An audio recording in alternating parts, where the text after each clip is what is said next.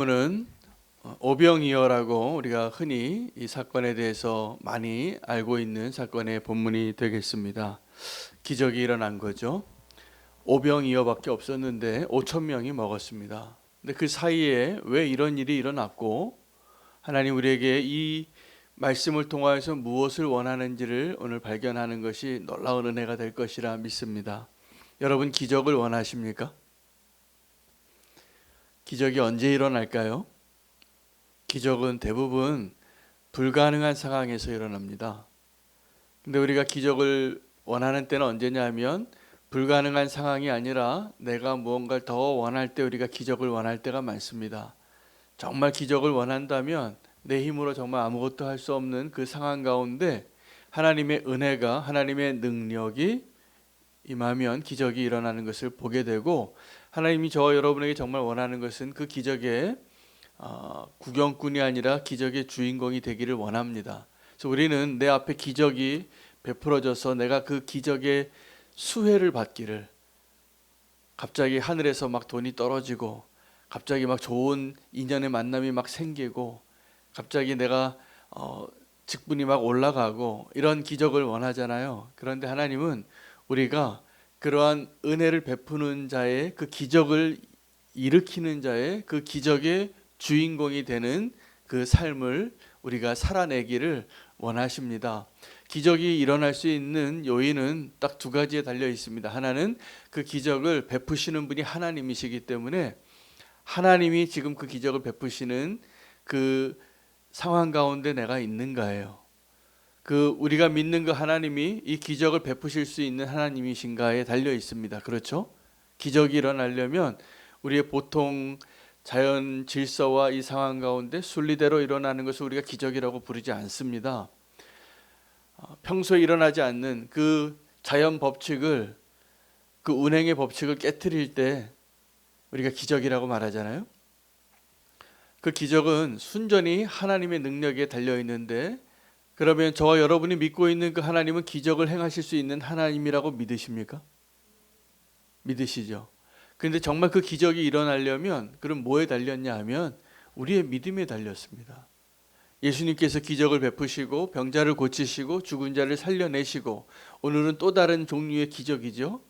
먹을 것이 없으니까 불쌍히 여기셔서 그들에게 그 5천 명을 아무런 가게도 없고 빵 찾아보니까 오병이어밖에 없는데 5천 명을 먹이신 거예요. 그 상황까지 갔던 그 상황에서 하나님은 그들을 향하여 불쌍히 여기시고, 제자들은 또 예수님의 그 명령에 순종해서 너희가 주라 이렇게 말씀하셨기 때문에 그들이 준 거예요. 여러분, 이것은 놀라운 기적의 체험입니다. 그 기적의 체험을 제자들도 그냥 하늘에서 떨어지는 하나님이 그 예수님을 통하여 기적을 행하셨죠. 그 조그만 떡 한 사람 1인분 도시락을 가지고 축사하셔서 50명 100명씩 앉아있게 하고 너희가 주라. 그럼 너희가 주라고 할 때 그 예수님의 그 요구는 너희 것 가지고 와라예요. 너희 것 가지고 와라. 가져왔더니 뭐 얼마 안 돼요. 여러분, 이 1인분 도시락 가지고 5천 명 먹이겠다고 생각하면 가능할까요? 저라도 못하겠어요. 근데 예수님은 그때 기적을 행하시는 거예요. 기적이 일어나죠.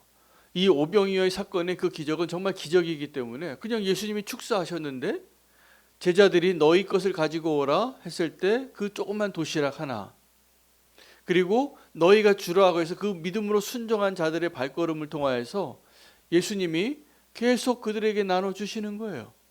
그리고 결국은 그들이 그 5천 명을 먹이는 일을 행하게 됩니다. 여러분, 오늘 이 본문에서 두 부류의 예수님을 따르는 사람이 나타난 것을 우리는 발견해야 됩니다. 우리가 흔히 이야기하죠. 예수님 따르는 무리 가운데 제자가 있고 무리가 있다. 제자가 있고 무리가 있다라고 말할 때 제자와 무리의 차이가 뭘까요? 도대체 제자와 무리의 차이가 뭐라고 생각하십니까? 하나님이 원하시는 게 달라요. 여러분, 주님은 제자에게는 뭘 원하냐 하면 자꾸 순종을 원하세요. 순종을 원하세요. 그리고 무리에게는 다른 걸 주세요. 기적을 베풀어 주시는 거예요. 여러분, 내가 지금 주님 앞에 있는데 하나님이 나에게 무엇을 요구하시는가? 하나님이 나에게 지금 헌신을 요구하신다면 제자가 맞아요. 근데 하나님이 지금 나에게 기적을 베풀어 주시기를 내가 원하고 있다면 나는 아직 무리인 거예요. 이게 같이 예수님을 따르는 사람들이 있는데 하나님이 나에게 지금 순종을 원하신다. 이거 분명히 하나님이 나를 어떻게 만들려고 하시는 거예요? 예, 제자로 만들려고 하시기 때문에 순종을 요구하시는 거예요. 여러분, 순종이 어렵습니다. 왜냐하면 순종은 대부분 내가 원하는 게 아닌 걸 요구하시거든요. 내가 판단되게 이건 불가능하고 이건 어렵다고 생각이 되어지는데 그걸 요구하시는 거거든요. 제가 요즘 부목사님들이나 이런 분들을 좀 자주 만나요. 이제 막 교회를 개척하려고 이제 준비하시는 분들을 어제도 2분이나 만났어요. 근데 그분들의 공통점이 있습니다. 나이가 좀 차면 또 어떤 교회에서 부목사로 어느 정도 막 성실하게 이렇게 그 담임 목사님을 도와서 이렇게 섬기시다 보면 어느 순간이 오는데 그 담임 목사님을 이렇게 막 돕고 이렇게 하는 게 힘들어지더래요. 근데 왜 힘들어지는가? 자기 생각이 이제 다른 거예요. 담임 목사님이 뭘 시키면 이게 그냥 이전에는 아주 젊은 전도사 때는 그냥 기쁨으로 뭐 그냥 존경하면서 이렇게 다 따랐는데 한 나이가 40쯤 되니까 이게 어려운 거예요. 왜 그런가? 자기 생각이 있어요. 이해가 안 되어져요. 질문이 나와요.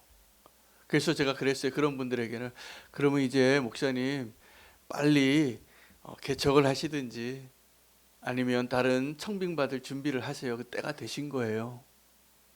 그렇게 말씀을 드릴 때가 많아요. 여러분, 순종이 어려운데 순종하는 것이 이런 것과 똑같은 거예요. 내 지금 생각이 있어요. 그런데 뭔가를 내 생각을 내려놓고 요구하시는 것을 따라가는 게 자기 생각이 더 강해지기 시작하면 그게 어려운 것입니다. 여러분, 우리 자녀들 사춘기가 왜 괜히 생기는 게 아닙니다. 사춘기 전까지는 엄마 옆에서 엄마 옷자락을 붙잡고 있는 게 제일 좋은 거예요. 따라다니길 더 원해요.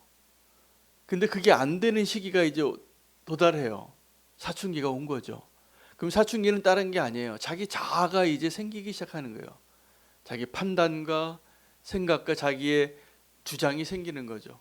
그때는 부모님 말 듣는 것보다 친구 말하고 같이 친구 말이 더 영향력을 많이 끼치는 시대가 우리가 그 사춘기라 그러잖아요. 그때 부모님 말 듣기가 어려운 때입니다. 여러분, 신앙의 사춘기를 여전히 겪으시는 분들은 나이가 들고 신앙생활을 오래 해도 이 순종이 어려운 거예요. 그래서 방황해요. 가출해요, 자꾸. 그리고 거기서 또다시 고생 다 하고 깨닫게 되는 거죠. 뭐가 좋아요? 집이 좋은 거예요. 그래도 날 사랑하는 부모님이 있으시니까 좋죠. 집이 있다라는 게. 그러면 다 방황하고 돌아오는 거예요. 그러면 부모님이 어떻게 합니까? 2 팔 벌리고 환영해 주죠. 그때 이제 기쁨으로 주님의 집 안에 그리스도 안에 거하면서 주님과 동행하는 것이 행복한 거구나. 여러분, 우리가 주님 안에 거하는 것이 행복한 겁니다. 순종이 어렵지만 만약에 주님께서 우리에게 네가 줘라. 여러분, 제자에게는 자꾸 예수님께서 우리에게 뭘 요구하시냐면 십자가를 요구하세요. 너 죽으라 그러고 네가 주라고 하고 주님 나도 빵 좀 그냥 얻어먹으면 안 돼요. 나 그냥 앉아있고 싶어요. 근데 너희가 주라는 거예요. 오늘 이 본문은 사실은 제자들이 아주 수고를 많이 하고 좀 쉬어야 할 때 하신 말씀이에요. 오늘 본문을 볼까요? 30절에 사도들이 예수께 모였습니다. 자기들이 행한 것과 가르친 것을 낱낱이 고하였어요. 그러니까 너무 수고를 하니까 어느 정도로 수고했냐면 밥 먹을 시간도 없이 수고한 거예요. 이 사도들이. 31절에 이르시되 너희는 따로 한적한 곳에 가서 잠깐 쉬어라. 이는 오고 가는 이가 너무나 많아서 음식 먹을 겨를도 없음이었더라. 이렇게 수고한 제자들을 이제 좀 쉬라고 도시락 하나씩 이렇게 챙겨주고 가서 쉬라고 하는데 이 사람들이 더 많이 쫓아오는 겁니다. 그래서 배 타고 한적한 곳으로 가는데 그곳에 더 열심을 가지고 따르는 무리들이 있어요. 여러분, 예수님을 따르려고 하는 제자가 아닌 사람들이 더 열심을 내는 것을 여기서 보게 되잖아요. 이 사람들이 기적을 원하는 거예요. 예수님을 왜 따르는가? 예수님의 기적을 보았기 때문에 예수님을 열심히 따르는데 여전히 제자는 아닌 사람들이 있어요. 무리인데 열심히 있는 사람들이 있어요. 여러분, 내가 지금 제자인지 내가 지금 무리인지 잘 분별해 보시기 바랍니다. 우리에게 정말 축복은 무리로 있는 것이 아니라 제자가 되는 것이 정말 축복입니다. 그렇게 생각하시나요? 제자가 되는 것이 정말 축복이라고 믿으시나요? 그럼 오늘 이 시간에 이 오병이어의 사건을 통하여서 이제 무리에서 제자가 되시는 결단을 하실 수 있기를 축복합니다. 믿음이 필요해요. 여러분, 이 무리는 계속 하나님께 기적을 요구하는 사람이에요. 여러분, 제자와 무리의 가장 큰 차이는 예수님께서 요구하시는 것도 다르지만 이들이 요구하는 게 달라요. 그들의 삶 가운데 제자와 무리의 그 차이는 오늘 예수님이 이 무리를 보시면서 하신 말씀을 보고 우리가 알 수 있습니다. 이 무리들 5천 명이나 왔는데 그 광야에 먹을 것도 없고 가게도 없고 그냥 그래도 예수님 말씀 듣겠다고 배 타고 건너간 그 예수님보다 더 열심히 아하마하스가 달려가듯이 열심히 먼저 가서 기다리는 거예요. 맨 앞에 앉아 있어요. 그런데 무리예요. 제자가 아니에요. 그들을 보시고 예수님이 뭐라고 말씀하셨냐면 목자 없는 양 같다. 여러분, 제자와 무리의 차이는 목자가 있느냐예요. 제자는 예수님께서 목자 되시는 자예요. 예수님께서 목자 되시니까 그 제자에게 뭐라고 얘기하냐면 이 제자들이 지금 어떤 상황이었다고요? 너무 열심히 일해서 밥 먹을 시간도 없는데 지금 밥 먹지 못하고 쫓아오는 이 무리들을 위해서 아까 줬던 도시락 좀 가져와 봐. 너희에게 지금 무엇이 있느냐? 여기서 너희는 12명의 제자를 이야기하는 거. 그 12명의 제자가 보니까 오병이어가 있는 거예요. 떡 5개, 조그만 멸치 같은 생선 2마리, 뭐 그렇게 조그맣게 반찬같이 있는 거겠죠. 하나는 밥이고 하나 반찬 같은 격이겠죠. 1인 그 도시락 정도 되는. 그 자기네 다 벌써 먹고 그거 하나 남았는데 그거 가져오라는 거예요. 여러분, 엘리야 시대, 엘리사 시대 그 선지자가 좀 너무 가혹하지 않습니까? 그 기근의 때에 과부가 마지막에 한번 밥해 먹고 죽을 그 기름과 떡을 가져오라는 거예요. 밀가루를. 그 날 좀 주라고, 날. 저는 그렇게는 못 하겠어요. 그 한 그릇 이거 정말 내가 좀 주고 싶은데 왜 그러냐면요. 하나님께서 저와 여러분에게 무리에게는 뭔가를 자꾸 그냥 주기를 원해. 그냥 기적을 주시는 거예요. 그들이 원하는 것을 그냥 기적을 원하면 그래 또 한 번 줄게. 근데 제자에게는 그렇지 않으세요. 제자에는 너희가 갖고 있는 거 좀 가져오라고 해요. 너희가 주라고 하는 거예요. 여러분, 예루살렘 성에 예수님께서 입성하실 때도 그 2명의 제자 이름은 나오지 않지만 그들의 순종이 놀랍지 않습니까? 한 번도 타보지 않은 아기 새끼가 필요한데 예언이 성취되어지려면 그냥 주가 쓰시겠다고 하라. 돈도 안 주고. 주님은 지금도 제자들에게 이렇게 요구하시는 거예요. 순종을, 그리고 십자가를. 우리는 그때 죽겠다고 하지요. 힘들지요. 그런데 그것이 기쁨이 되는 사람이 제자예요. 기쁨이 되시는 분들이 많아요. 저는 우리 교회 참 감사한 게 제가 뭐 이렇게 어려운 일을 부탁할 때는 굉장히 어려워요. 조그만 거 하나 부탁하기도 어렵습니다. 왜냐하면 그분의 시간과 일정과 여건이 다르고 우선순위가 다른데 그거 부탁할 때는 아주 고민을 많이 하고서 한마디 해요. 근데 감사하게 우리 교회는 그냥 자원해서 기쁨으로 그 일을 하시는 분들이 너무 많아서 감사해요. 지금 다 그러고 계시잖아요. 여러분 그것이 누가 시켜서 하면 어려운 일입니다. 그거 하라고 그거 한 만큼 나에게 아르바이트 일당 달라고 하면 그거 어려운 일이에요.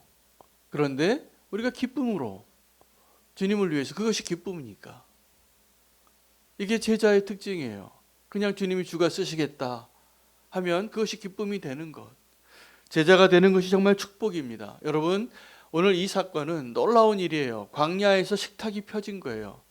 5,000명을 음식 배달 트럭이 온 것도 아니고 기적이 일어난 거죠.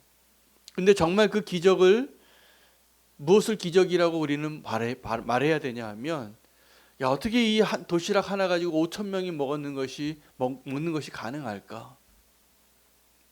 우리는 세상은 이걸 기적이라고 말하지만 진짜 기적은 이 제자들이 어떻게 순종했는가가 기적이에요. 여러분 그게 기적 아닙니까? 하나님의 능력은 원래 5,000명이 아니라 5만 명도 먹이실 수 있는 분이세요. 그건 하나님에게 기적이 아니에요. 와, 우리는 그런 예수님 보고 기적이 일어났다고 대단하다고 말하지만 그건 하나님에게 있어서는 그냥 평범한 일이에요. 우리 숨쉬기 같은 거예요. 그럼 뭐가 기적입니까? 무리가 제자가 되는 것이 기적이에요. 내가 순종하기 어려운 것이 기쁨으로 순종이 되는 것이 기적이에요.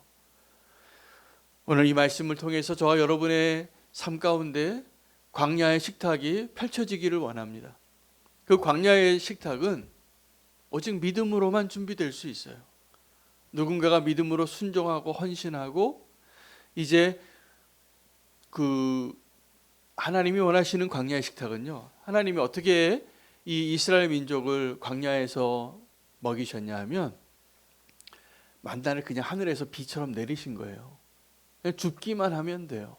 근데 예수님께서는 어떻게 그 광야의 식탁을 준비하셨냐면 제자들에게 헌신을 요구하시는 거예요. 제자들에게 순종을 요구하시는 거예요. 근데 주님께서 저와 여러분에게 헌신과 순종을 요구할 때는 이걸 꼭 기억하시길 바라요. 우리가 그럴만하다고 인정받은 자라는 거예요. 주님이 이거 네가 주라. 이 상황이 이 제자들은 계산이 벌써 빨라가지고 이 딱 얼음 짐작 이 사람 인원을 딱 파악하니까 도시락 비용이 200데나리온 필요하다는 것을 벌써 알았어요. 200데나리온의 떡 가서 사올까요? 아니다. 너희가 주라. 너희가 주라. 여러분 우리가 너희가 주라가 어려운 것은 이거예요. 우리가 가지고 있는 것은 오병이어밖에 없는데 하나님이 가지고 계신 것이 얼마나 많은지를 몰라요. 하나님이 얼마나 부유한 분이신지를 몰라요. 믿음이 없으니까. 오늘도 저와 여러분을 통하여서 믿음으로 광야의 식탁이 오병이어의 기적이 일어나는 놀라운 은혜 가운데 저와 여러분이 순종하는 자, 무리가 아니라 제자가 되는 자 되시기를 축복합니다. 오늘 주님이 요구하시는 그 믿음의 순종에 우리가 함께 기쁨으로 동참할 수 있게 되어지시기를 축복합니다. 오늘 그렇게 순종하기를 결단하며 그것이 우리의 기도가 되기를 원합니다. 오늘 강민구 선교